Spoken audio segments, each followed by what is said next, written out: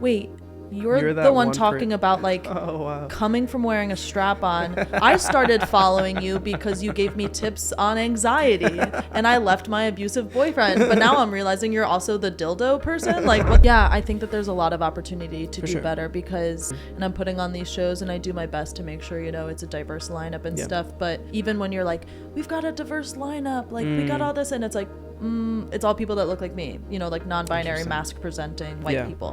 What is your feeling on that? Like, how do you feel about the relationship between comedy and like being offensive? Like, because it's very difficult. I feel like it's very difficult. I have opinions. You know, when all of this like stuff happened. Welcome to season 4, episode 2. On this episode, we have the pleasure of speaking to Motti. Motti is a writer, producer, stand-up comic, model, and actor living in Brooklyn, New York. They cultivated an audience of nearly 200,000 people by sharing their experience of coming out as non-binary. Motti's hope for their creative work is that they can articulate complex ideas about gender, sexuality, mental health, and other socio-political topics in a way that not only makes you laugh, but also think and reflect.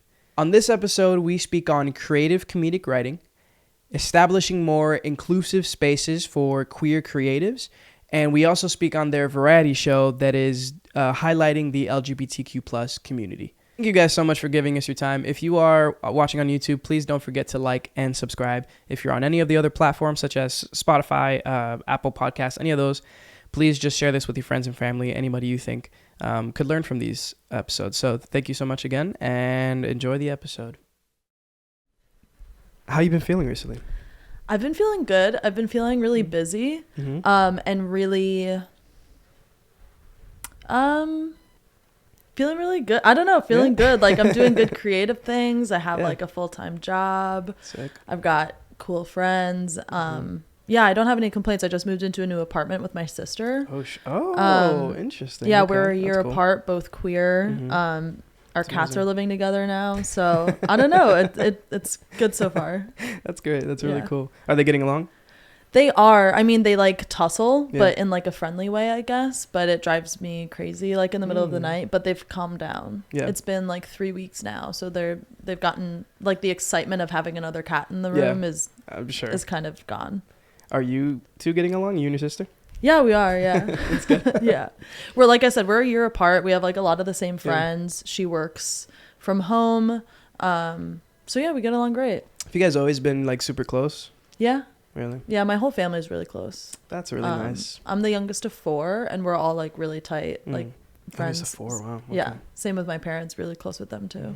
That's really, really cool. Yeah. It's few and far between. I feel like the people who are usually closest with their parents are people who have less siblings. Just because like naturally, like there's a lot of you, you know. Yeah. It's hard to be friends with everyone, I guess. But that's cool to hear that you guys are like a close-knit group and everything. Yeah. We were spread out enough. My oldest sister is 8 or 9 years older than me, and then my brother's like 7 years older than me, and then my sister and I are 15 months apart. Yeah. So we kind of like had, I don't know, like my older sister was always so much older. It's not like there were like 3 sisters who were always like competing for like, I don't know, mom's attention or something. Yeah. It was pretty like spread out evenly. And my parents have a lot of love to give, so it never felt like, I don't know, competing for like attention or anything. Yeah. That's pretty cool. Yeah. On your long list of things that you do, because you do a lot, successfully as well. Thank you. One of those things is that you are a comedian. How long have you been doing that? I'm brand new to stand-up comedy. Oh, interesting. I started doing it this past April, so almost on a year. But that's impressive. Yeah, I mean, I've always wanted to do it. I've been obsessed with it since I was a kid. Obsessed with SNL, Whose Line Is It Anyway, Mad TV, like all of it. And I worked at a comedy club as like a waitress from ages 17 to 20.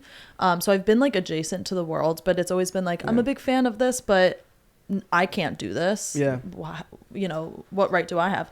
And then when I started doing about 3 years ago, like comedy-esque videos online, whether it's like skits or whatever on TikTok and Instagram. Your baseball field video, your baseball game field. Oh, you like those? Yeah. So like little things like that. And I'm like, oh, people laugh. Yeah. Like maybe I could do that. And then I started becoming friends with comics and talking to them and taking their advice. And I bought my gift to myself in January of 2022 was I bought myself a class at the Comedy Cellar to learn how to like write and perform stand-up, because I was like, all right, well, I know what I'd kind of like to talk about, but like, what's the format? How do you write a joke for stand-up? And I'm a very student-oriented person. I like to take classes. I like to learn. And so I was like, my stage fright will also maybe be less bad if I can tell myself, like, you passed a class, your teacher liked you, your teacher gave you gold stars, like you can do this. That's great. I love it. And I learned a lot from that class, and it was cool. So yeah, I started doing that in April. That's really cool. So did you just decide one day that you just wanted to do it, or was there something that happened to you? Like, I think being online for like the past 3 years gave me the confidence that, like, okay, people kind of give a shit about what I have to say. Can I curse? Yeah. Okay. Oh yeah. Yeah. Okay. Fuck yeah. That's great. Yeah. Like people kind of give a shit what I have to say. And they're not like, I don't know, they don't hate like looking at me on screen or on stage or whatever. So I kind of got the confidence. I was seeing someone who was a comic at the time, and she was very supportive and like That's cool. believed in my ability to do it and kind of rooted for me. And like, I don't know, I was like, well, if somebody who's doing the thing thinks that I can do it, that was really cool. And also I had friends, like I said, who are very successful comics who were like, just do it, Motti. I also in January 2022 told myself, say yes to everything. I didn't have like a resolution, but I was kind of just like, put yourself out there, like fall on your face, figure it out. And that was one of the things, was comedy. It was like, just fucking do it. And that's a tough one. That's where you really fall on your face. Like if you do fall, it's like a hard and fall. I have, and I will. Yeah, like it's kind of just part of the process. Have you bombed already? Like, have you had nights like that? Or I haven't like totally bombed. I've bombed open mics for sure. So like open mics, you go as an artist, I'm sure you know, but like in comedy, like you're just doing your new material to a bunch of other comics who are half paying attention. And I've definitely like bombed there. But anytime someone's invited me to be on a show or a show I produce myself, I think that I do well, but it'll happen. That's for sure. And those are some of the toughest crowds, are artists who are half paying attention. Like that's kind of like been my life for a long time now, doing community theater and then doing music and being ingrained in the community. When you go to events and you do things at events, most of the people who are coming to your events are artists. Also kind of like looking for the same thing, very supportive, but like it's hard, it's really hard to keep that attention and make it like feel good, you know, keep that energy going. So like my favorite thing is when a stand-up comedian comes to an open mic where like it's like 10 singers and then it's a random stand-up and you're like, this poor guy, like this person has to get up there and do comedy for like 10 minutes when the people have been singing their asses off all night. I know.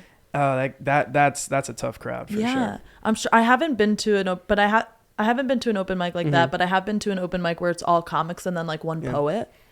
Jesus and like I'm a poet myself, if I can say so myself. And like I don't know, it's so different. I mean, I incorporate humor into a lot of my poetry, but I mean the talent show that I do is writers, singers, performers, comics, and it's like a nice mesh, and like that's what the audience was. So yeah, I don't know. I like it. I like mixing it all. That's good. Variety show, yeah. And this is Motti's Big Gay Talent show. Yeah, okay, Motti's Big Gay Talent Show is a variety show. It's a great name.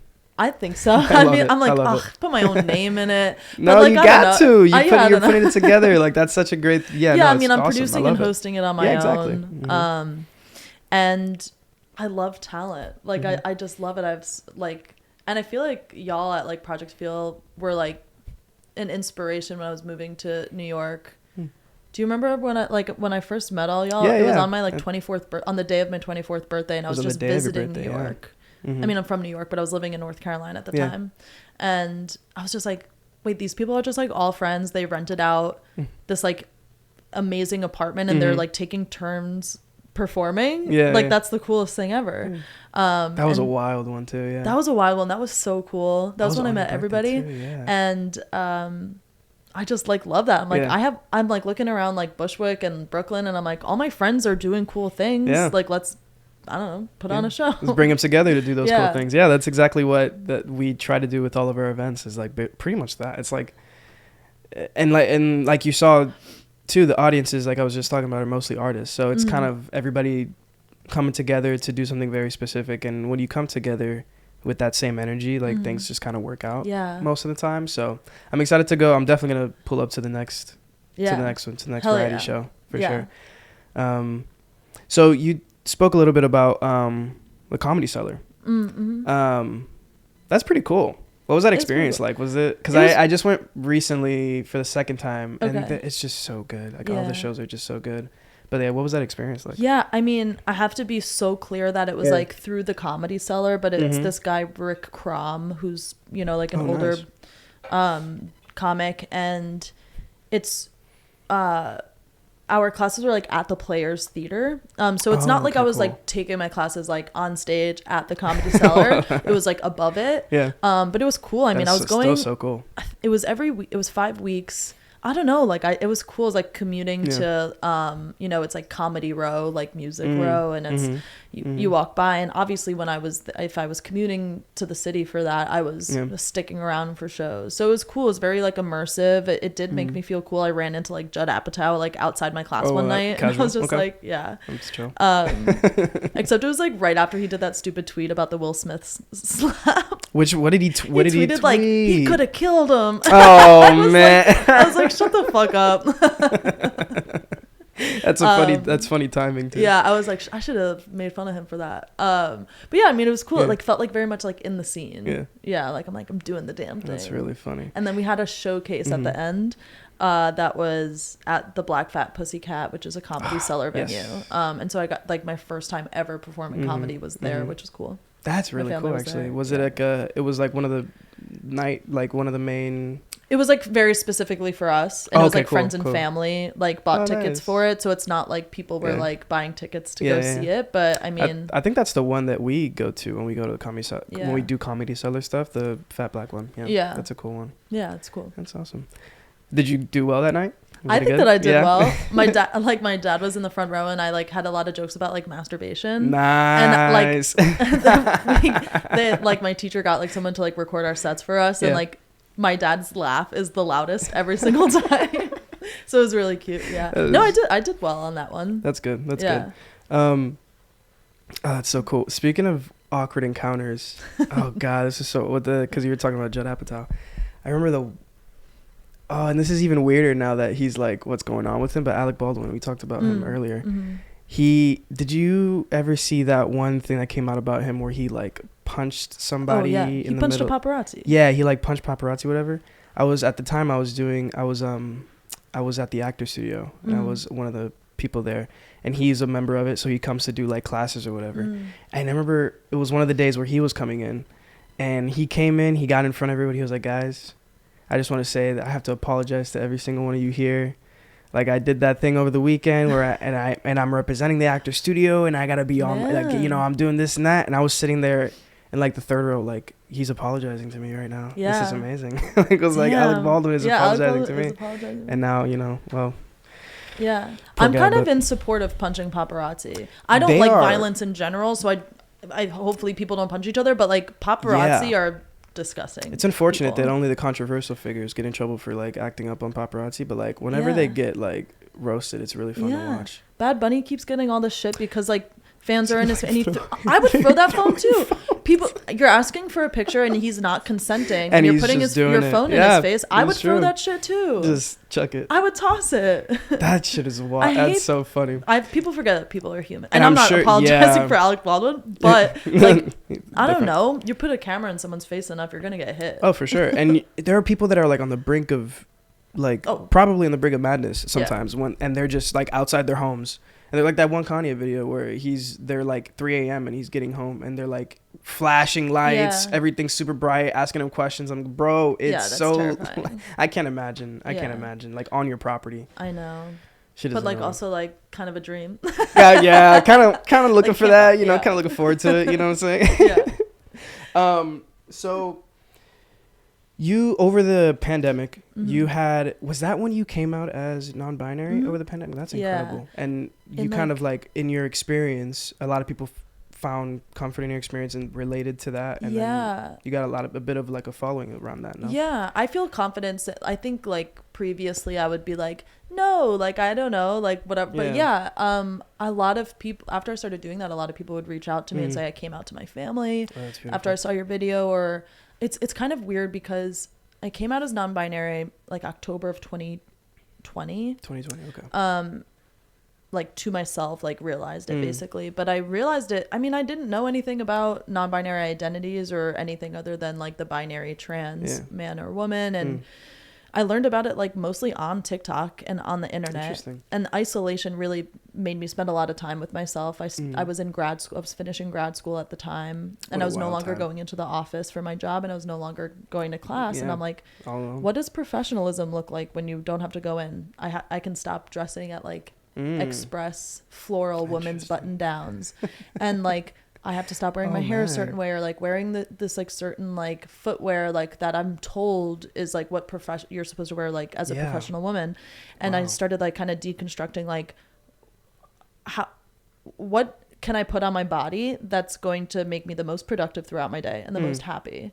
And it was like t-shirts and like sweatpants, whatever. And it was you know, cutting my hair short or styling it a certain way. When I first cut all my hair off 4 years ago, I remember I sat in the thing in the chair and I was like, whatever you do, like, don't make me look like a boy. Like I wanted to be like a pixie cut, like lesbians, but like not like a boy, like whatever you do. And now I get there and I'm like, shave the sideburns off. Like I want a 3, 2, 1. Yeah. And that's awesome. Yeah. And so all of that is to say, like, I realized all of that. And I kind of was just like recording it in real time. When I tried to bind her on for the first time, I made a video about it because I was like, I want to be able to look back on this. Yeah. And also, like, if I learned about this on TikTok, like maybe people can learn from me. And I was in a position at the time where like I was able to do that. I was living on my own and working remotely. But at the same time that I was making those videos, I was also making videos about communication with people with anxiety. I have really bad anxiety. Okay. And I was making these like videos of like how to talk to your friend or loved one when they have anxiety. Like, and a lot of people would be like, wow, like that's like, you must be such a good partner, such a good friend. I'm like, I try to think that I am, but like I know I'm saying this because that's how I want to get spoken to as a person with anxiety. This is how I wish people interacted with me or didn't interact with me. And I was also making silly, like funny videos like about sex and so those 3 things happened kind of at the same time. And at one point there was like a specific time people started to realize I was all 3 of the same person. I would change my hair color a lot, and I guess like people were like coming from wearing a strap on. I started following you because you gave me tips on anxiety, and I left my abusive boyfriend. But now I'm realizing you're also the dildo person. Like, what the fuck? And like they realized I was the same person all in one. So funny. So yeah, as much as like the following came from like being open about the transness, it also came from like doing the funny videos and like being very open about like panic attacks and like taking medication and stuff like that. It was kind of like a really crazy time. That's so cool. And it must have been a storm of just things going on all at the same time. That's interesting. It was wild. Yeah. How do you share? Does it feel as an anxious person when you share things about anxiety, do you actually get anxious about sharing those things, or does it feel kind of like it feels different, natural? I don't know.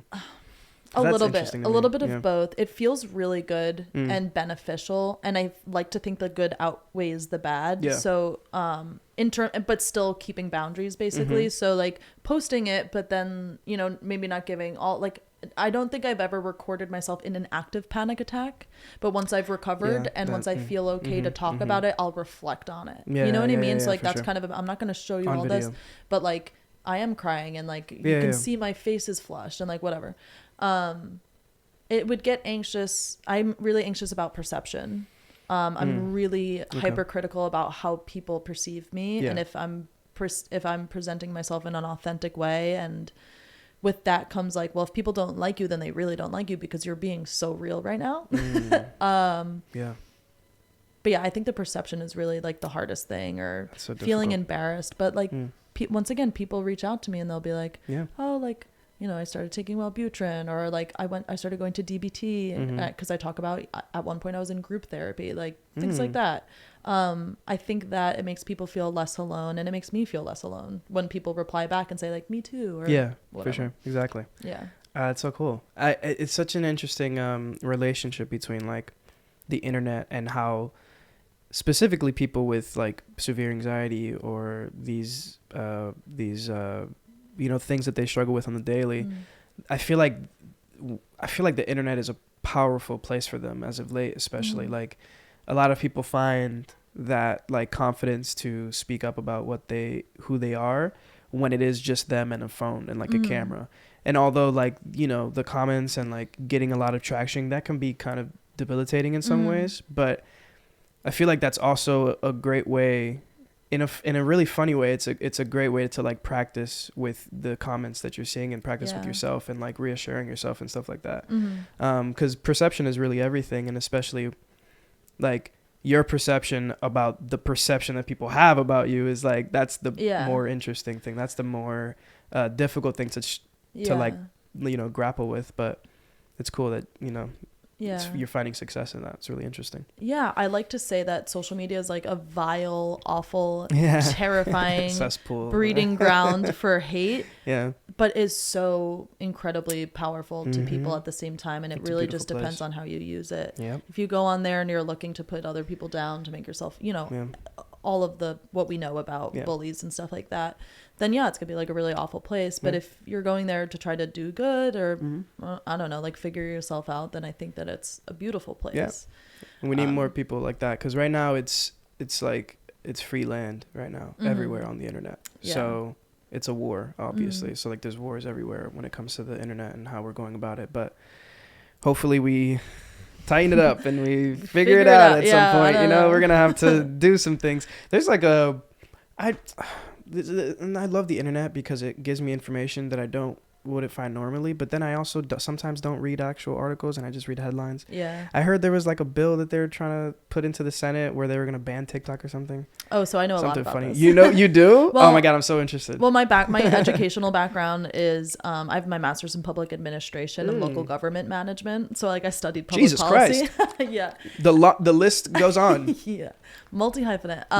I worked on the 2020 elections. I don't know everything about policy, but I do read on this. Also, I'm a social media manager as a full-time job. Yes. I have to keep up on these things. Basically what happened is like other countries have had a nationwide ban on TikTok. Wow. In the US, it's an issue with free speech. So what they recently did, and this is where people got confused, is that they did pass something where government issued devices, so like a senator's phone, that can't have the TikTok app on it because issues with China and data hacking, and there has been instances of like privacy concerns. If it's a government issued device, you can't have the TikTok app on it. And Trump in I think in 2020, and then also who's working on it now? They're trying to ban it just like nationwide, but that's a free speech concern that would on either side of the aisle. It's not going to happen. And that's a Republican issue, I'm assuming. They're trying to is it a Republican representative that's trying to push that, but I don't think either side want it, because you look at the right and they're obsessed with free speech, and you look at the left and I mean they support free speech as well, but different ways. But it's a concern about China is what the concern is.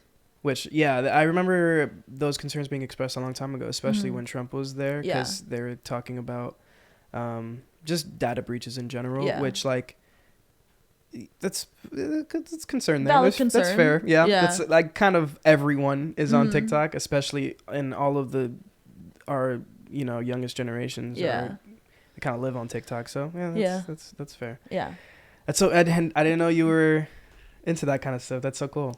What did you so you went to school for that? And then do you not do that at all anymore, or is it kind of like?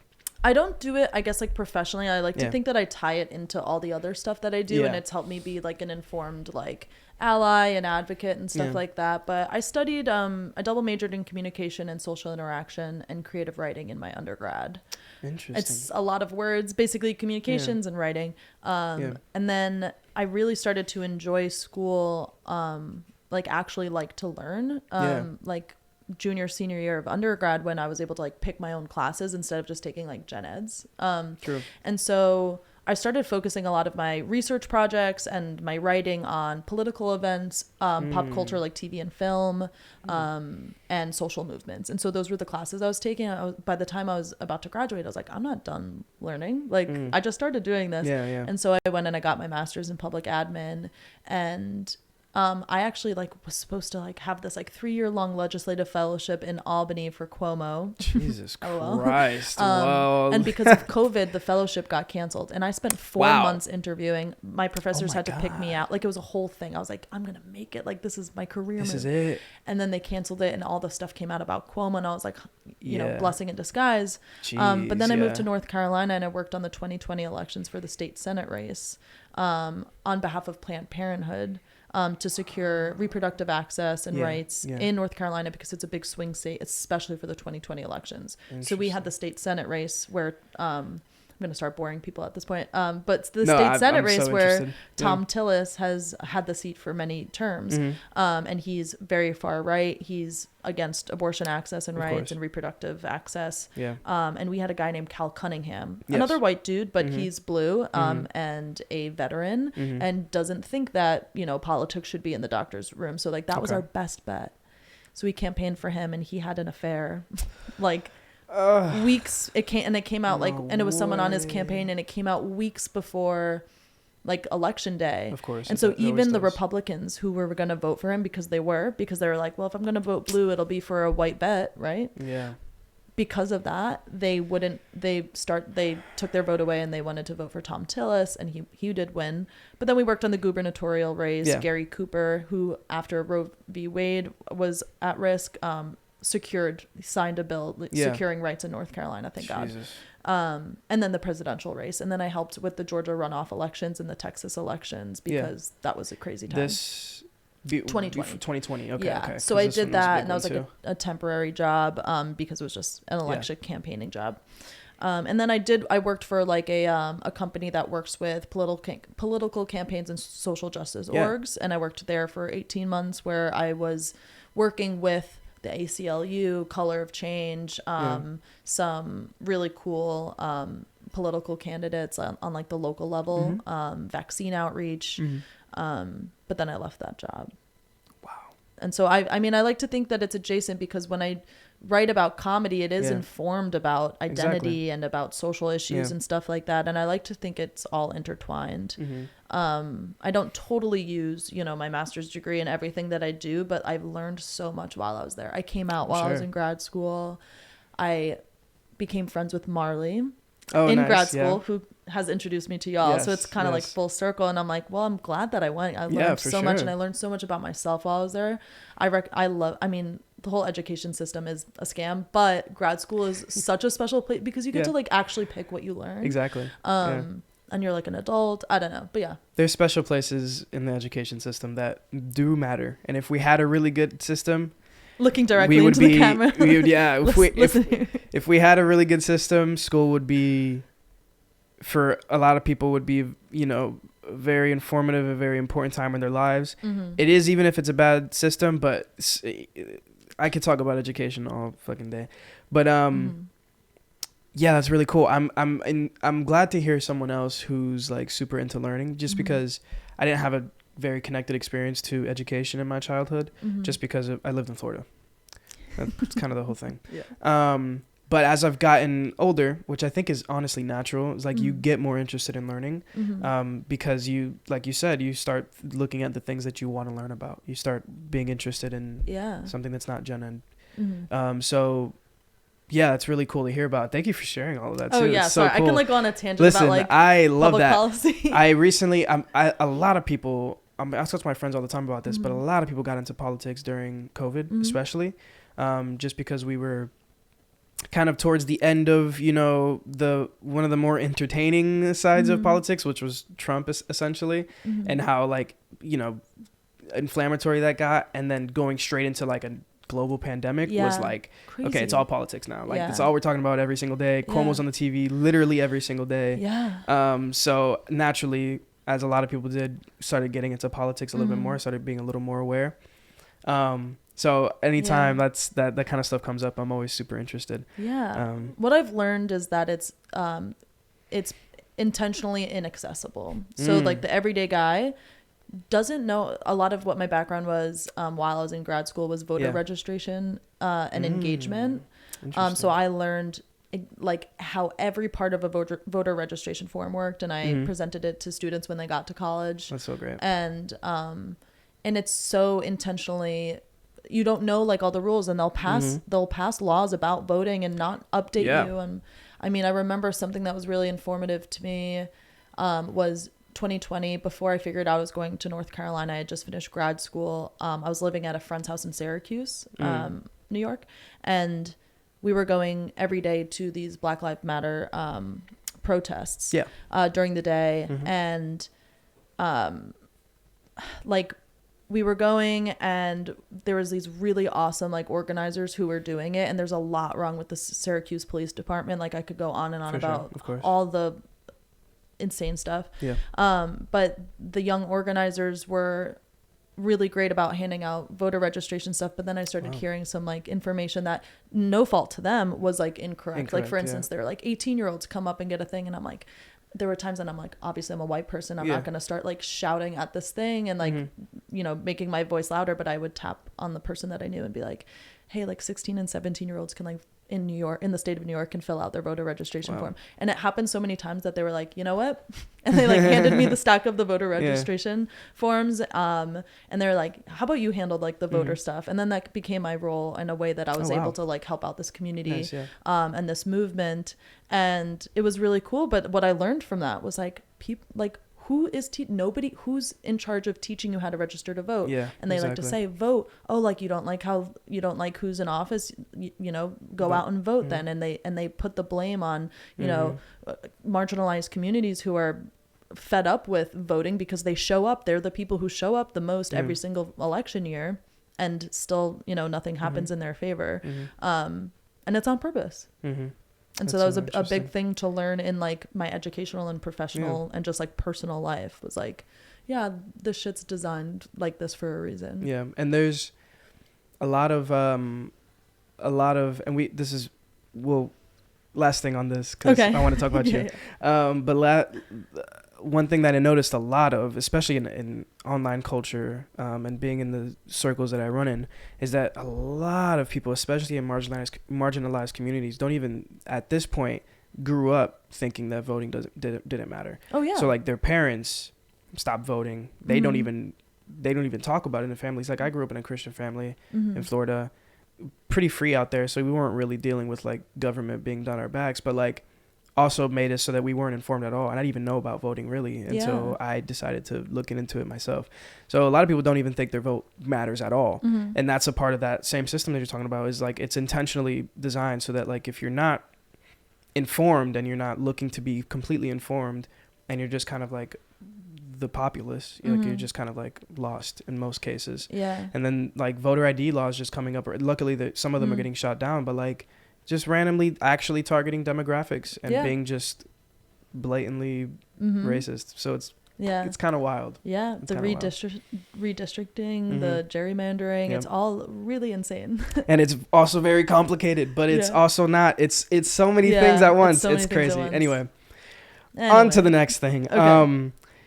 Politics comes up a lot in comedy nowadays. I feel like it always has been, but I feel like especially now I go to the comedy cellar and every act has like something political within it because, you know, it's engaging, right? How do you feel about, because there are a lot of comedians that use their platforms in great ways and they use their jokes to inform people about certain ways of life and how people feel about certain things. There's a lot of controversy and a lot of things that come up in terms of like people just saying the wrong joke or feeling like it's offensive in some kind of way. How do you, what is your feeling on that? Like, how do you feel about the relationship between comedy and like being offensive? Like, because it's very difficult. I feel like it's very difficult. I have opinions.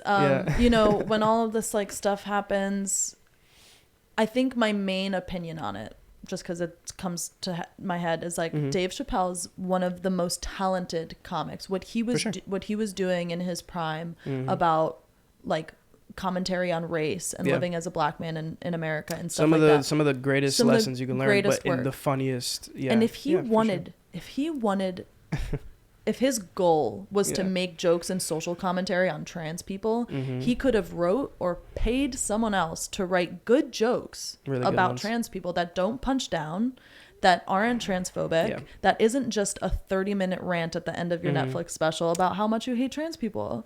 But if you wanted to just make commentary about it and make jokes about it, there's a way to do it, because people do it all the time.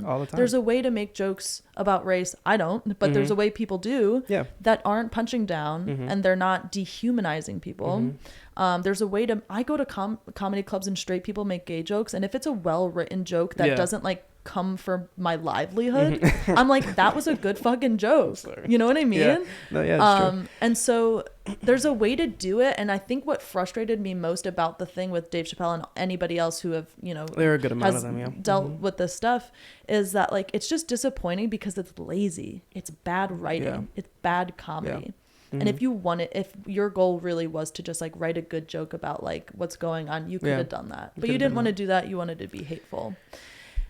And it was such a I feel like it was also such a bad time. It was just such terrible timing. And he had been doing a lot of, and this was the problem, is that my opinion, the biggest issue that he had was that he was just blurring the lines too much between his like actual commentary and comedy. I mean, it was a rant. It was like a crazy man rant. And he had done a special before that where a lot of it was him just like talking, like he was just venting for the most, and sometimes it was funny, but most of it was just him talking normal. So then he comes on, he does an actual comedy special, he calls it a comedy special, and then there's that moment where it feels like it's not really on script, it doesn't feel planned, it just feels like like you said, a rant, and it's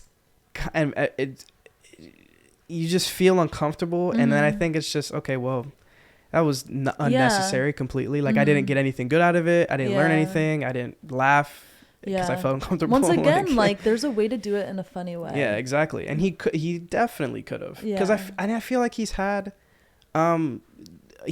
jokes in the past where he is talking about LGBTQ communities, and I'm pretty sure he's done it successfully without like it being like, offensive in any way. Like, he's just like took a turn.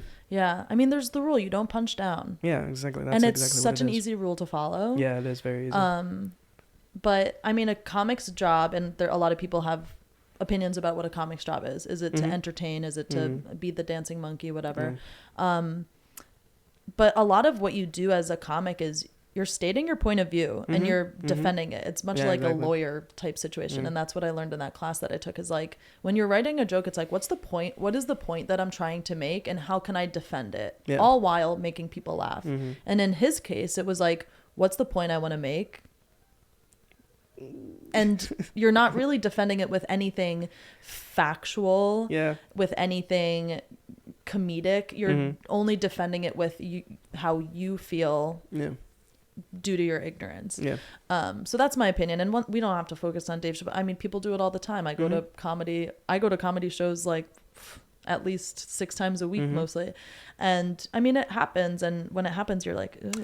I've seen 2 instances actually, which were so funny. They were both opposite. One at an open mic where, oh my God, it was such a terrible experience.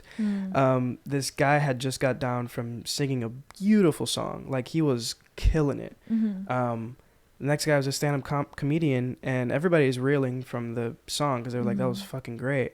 Guy gets up and he's like, he said something like, because the guy was African American. He said something. He was like, oh, this guy, he was like singing for the slaves or whatever. And I was like, everybody was like, bro, and he's not black, of course he's not.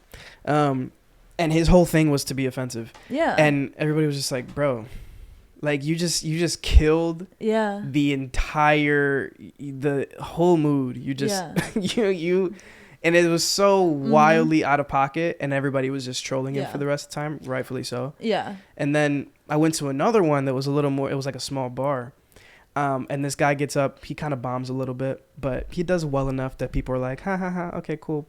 Next guy comes up, he's like the lead guy, and he just like rails on the guy before and says that he was only up there because of white privilege, and he just keeps hammering the white thing. Yeah. And he does like 20 minutes of just the guy being white, and eventually everybody's just like, bro, it's not funny. Like, it's not, you could have, the first one, like, oh, blah, blah, blah, that's funny. Yeah. Like, go on the rest of it. But if you continue to talk about how someone's white and that's the only joke, like, that's the whole joke. Also, like, did you not write material? Exactly. It sounds like Yeah. you're kind of like doing this on the fly, Yeah. and you don't really deserve to be up there right now. And then it's just awkward. It's just weird. It's just weird. It is awkward. And like I said, there's this like viral video right now of this guy who went up and was like, yeah, like people are going crazy about pronouns these days. Like even food's not the same. You go to a restaurant, you can't order mahi mahi anymore. It's mahi, him, her, zer.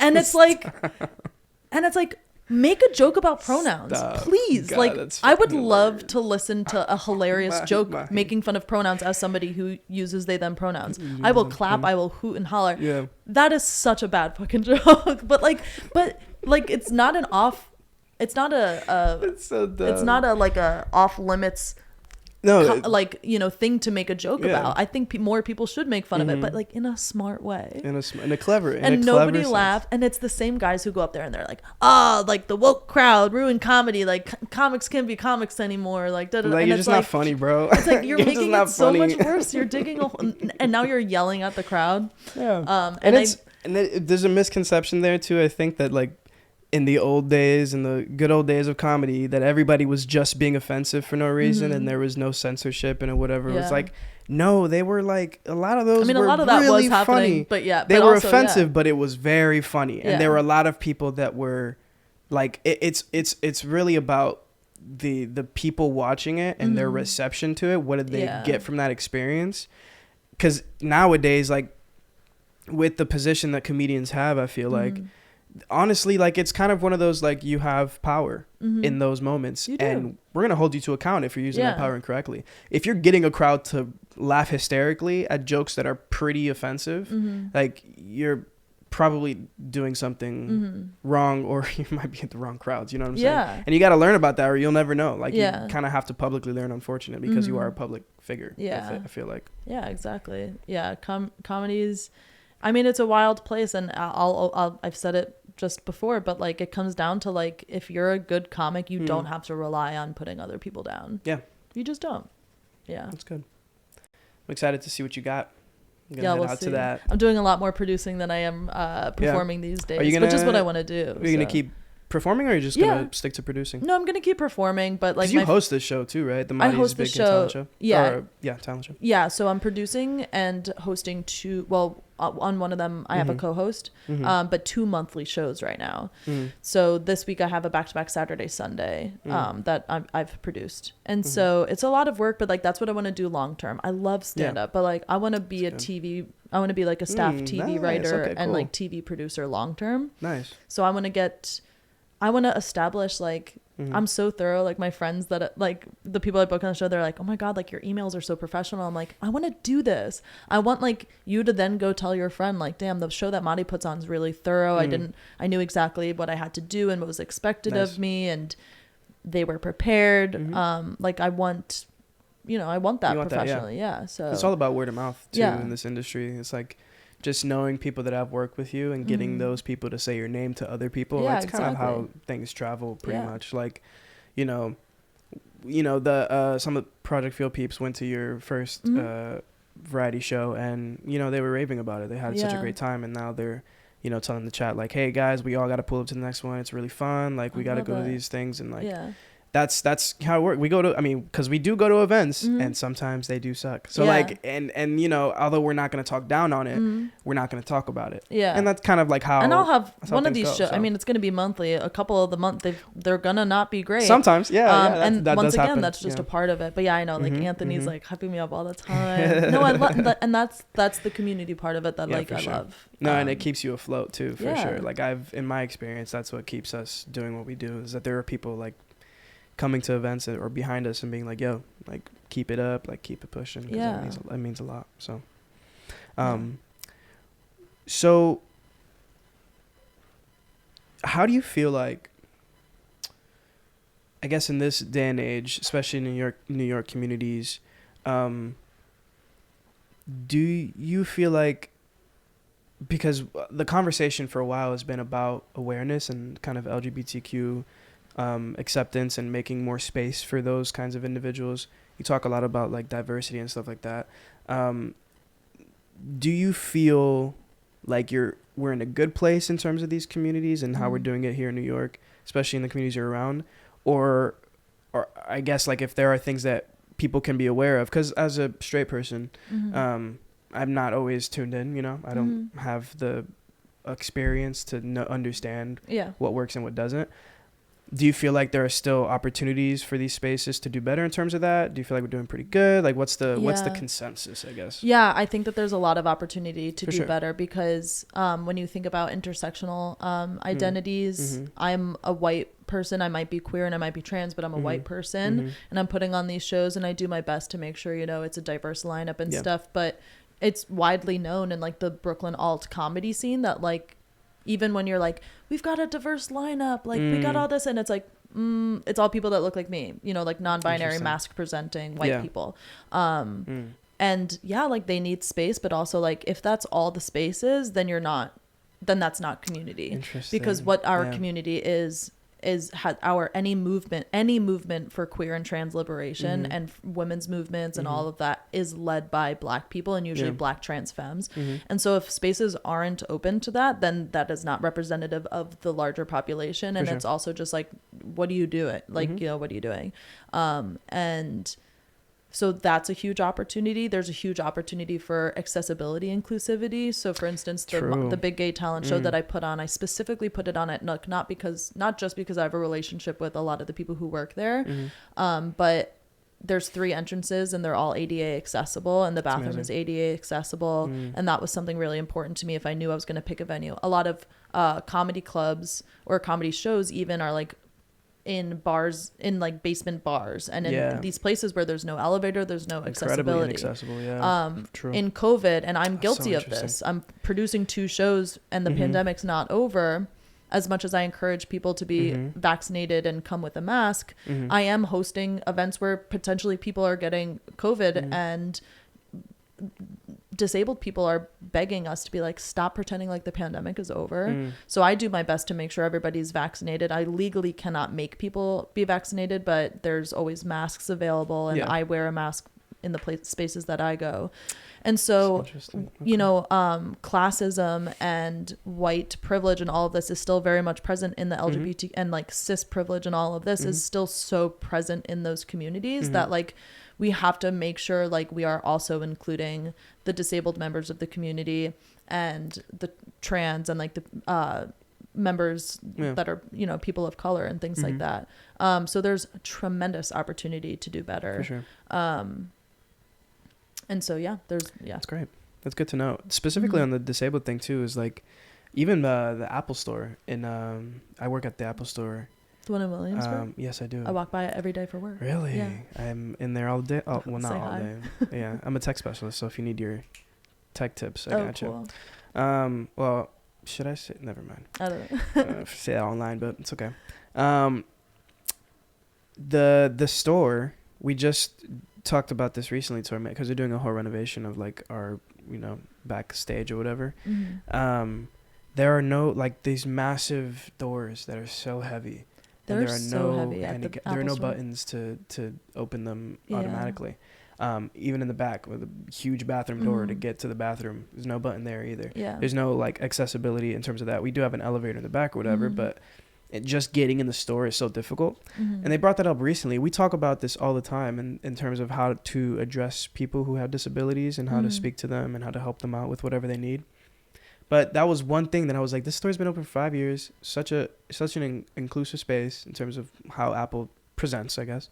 And I've seen it firsthand as well and how diverse they try to be. But just that one thing that matters so much to a very small amount, like a minority of the people, but a very important minority of the people, that there's no representation for that specific group in the store. So for someone to come in and be like, hey, I just noticed this the other day, like, when are we going to do something about this? Like, oh, I'm surprised nobody's talked about this. And it's so easy because when you don't, and I think the big thing that you're saying is like, it's important to have those people in the spaces because that's the only time that you actually hear what needs to change. Yeah. Because as a person who is, a cis person, if I don't have people in my circles that are of that specific representation, like I'm never going to hear any kind of feedback in terms of that group. Yeah. And it's the smallest things too. Yeah. It's like you can, some of it's not even intentional. Most of it's not intentional. Of course, you're not trying to like do anything wrong, but there are such small things that you can do to improve your spaces. Yeah. And make it more inclusive for everyone. And it's things that are not hard either. It's very simple hard. Things. Yeah, it is. And unfortunately it comes with like exposure. I probably wouldn't have as much like eye for it or, care to go out of my way for it. But like when I was 14, my cousin, who's much older, moved in with my family. He's been a paraplegic my entire life since he was 13. We converted my downstairs, like dining room into a bedroom and stuff like that. And obviously living with, him for however long. Yeah. Like we go out to dinner and you notice like, damn, like these steps or this, like, the way people interact with folks with disabilities. Yeah. And you start to consider those things because then it starts to affect your life. And it's one of those things where it really sucks, but like you don't think about it until it affects you. And to your point about like including those people in spaces, when you think about where does a lot of like activist spaces happen, especially like when you think of like leftists and things like that, it's like, oh, we're gonna have this protest and talk about things that matter to us at Washington Square Park, and it's like, all right, well, like, is everyone gonna be wearing masks? It's like, no. It's like, okay, like I'm immunocompromised, I'm not gonna go. And then it's like, we're gonna have this town hall meeting at the upstairs of Stonewall. Okay, is there an elevator so I can go too? No. So even the spaces that like the most left-leaning activist people are convening to have these discussions are exclusionary to folks with disabilities. And it's like just a matter of like, everyday people treating people with disabilities like they're somehow less than them. And difficult. A lot of it comes with exposure. And a lot of that also for me was like, once again, TikTok. Once again, like TikTok's an awful place, but like I became mutuals and like seeing people be like, this is a day in my life as like somebody who goes to uni, like in a wheelchair, or like this is, and it's like, damn, I never thought as an able-bodied person, wild. I never thought about all the different things, it's a different existence. It's pretty like there's just nothing that it's back to what you were talking about earlier is perception. It's like, that's so important because we don't have that perception, but this person does, and they can give us a little bit of that, right? The day in the life perspective things. Sometimes it seems so trivial, or some of them feel so simple, or like it's like, oh, well, that seems pretty, that seems like a normal day, right? But there are people that don't have those normal days, and like they see that like, oh, that's what it's like to be this kind of person or whatever. And that's so super interesting. One thing that I have to get better at is pronouns, because we talked a little bit about this earlier, but it's such a you have to just unwire so many wires that have been set for your entire life. Like calling people by their they them pronouns. I have 2 or 3 at this point. I think I have 2 friends that just changed it recently, and the amount of times you have to like catch yourself. It's a learning curve. It's so wild, but it goes a long way. It goes a really long way for those people, because especially if they're like, they say it out loud too. It's like, oh, this is very important to them. So it's such an interesting thing, but it's so small, but it means so much. It does mean so much. And one of my favorite things about being trans and being queer is, one, it completely just changed the way that I see everything. You start to deconstruct every system you've ever had in your life once you take down one, you're just like, oh my god, what the fuck. And one of my favorite things that I've gotten from it is treating people like actual literal individuals. Because when I also, like, before I was using they them pronouns and stuff like that, like, it's like, oh, I'm used to calling you this, whatever. But then once you start thinking about like people's names that they choose for themselves and pronouns and the in the queer and trans community, like self-descriptors, like identity words and language is really important. And I'm like, I literally treat every person that I meet now as an actual individual. I don't feel the need to like compare them to somebody else that I know in order to understand them. I don't have to like, it's like, that person's name is this, these are the pronouns they use, and they love to crochet, you know, like I'm just like, I know that is one singular person. And that was such a freeing, once I started realizing that like the way that I meet people and shake their hands is different, was like, whoa, that's a beautiful lesson. It's what we definitely need to hear that more often. People people attack this all the time, or like, you know, people have opinions about the communities and like what it means to change your pronouns and stuff like that. Of course, people have tons of opinions about it, but that's a great way to look at it. And I feel like if we presented it more often like that, where it's well, this is an individual, and if you have respect enough, you can treat them as such, and if they say that they want this, then you can adjust to that, and you can treat them like a person who has, you know, who deserves respect.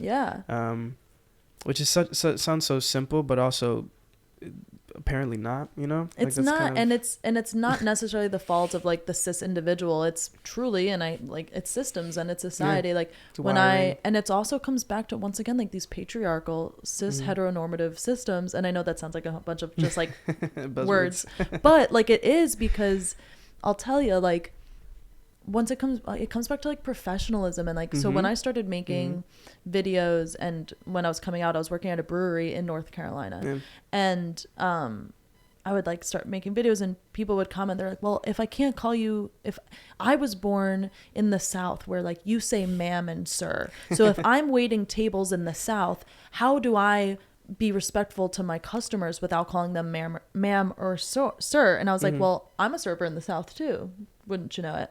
And I ask people their names, or I just say like, hey you, or like, hello you in the blue, you're next up, or like something. I'm like, I don't know, like figure out, ask them their name. If they're a regular, use their name. It's nice to use people's names. For sure. Y'all.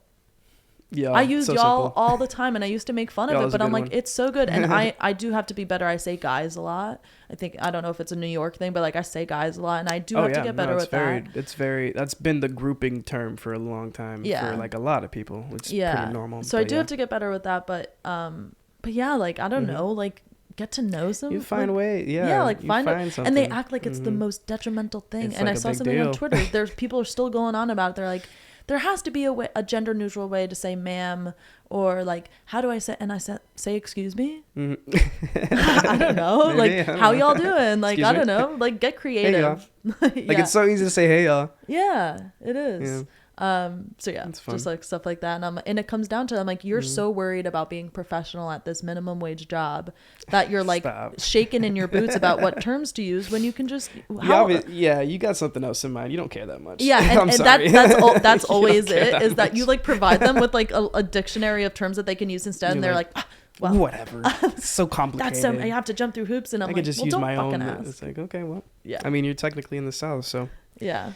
Well, I mean, it's definitely not just the South, let me tell you. Oh, no, for sure. It's definitely not, but it's sweet. So, thank you again for being here and sharing your experience with us. Thank you. And also talking about fun stuff. Second, would you mind, we're going to end off this show, and the way we usually do it is you'll end off with what you got coming up next. I know you have a few events coming up. So you'll share that with the peeps, make sure everybody's aware of it, and then also ending us off with words of wisdom if you have any. Wow. Okay, should I look directly into the camera when I plug my you can stuff? If you want. Okay. We could be like reporters and stuff, you know. Okay. Let me sit up straight. I'm gonna do that. And then look at you, and then look at in a few weeks, on February 25th, I have the third show for Motti's Big Gay Talent Show at Nook in Bushwick, and I also, on the 26th, that's Sunday, the next day, I have the second ever Bushlickers comedy, which is an intimate queer comedy show at Maite, which is a Latina queer owned restaurant. And it's really delicious and amazing. And there's porn all over the walls. Sick. And I had been bartending there since August. And that's why, and now I'm producing a show there. Look at that. Yeah, and words of wisdom. You can take your time. I feel like I said a lot of words of You wisdom. did? No, that's usually how it goes. Just the words one of to end us wisdom. off, you know? Send us off into our days. And this is advice that I need to take myself, but just like, I was talking to somebody last night and they were talking about like, just fucking do it. And it's so, it's so cliche. Yeah. It's so oversaid. But I was talking to these people and they're like, you really just like, actually just like do it. Like if you want something, go for it. And if you fuck up, you fuck up. If you fail, you fail. Yeah. But if you do well, then you do well. And that outweighs everything else. And be kind. Kindness is in short supply. I think be kind. And community is going to always be the most important thing to you and to me and to everybody else. So take care of your community. Yes. Amen. Preach. Amen. That's what I'm talking about. Thank you guys for watching. Appreciate it. Season 4, episode 2. We're happy to be here. Again, thank you for watching. Share, like, subscribe. Go ahead and follow Motti on their Instagrams, which is there. And then also it's is it here? There. Yeah, it's right there. And then I want to see you guys at their shows. Please come out. I'm going to be there. So okay, cool. excited. Thank you, Motti. Thank you. Yeah. Thank you so much. Of course.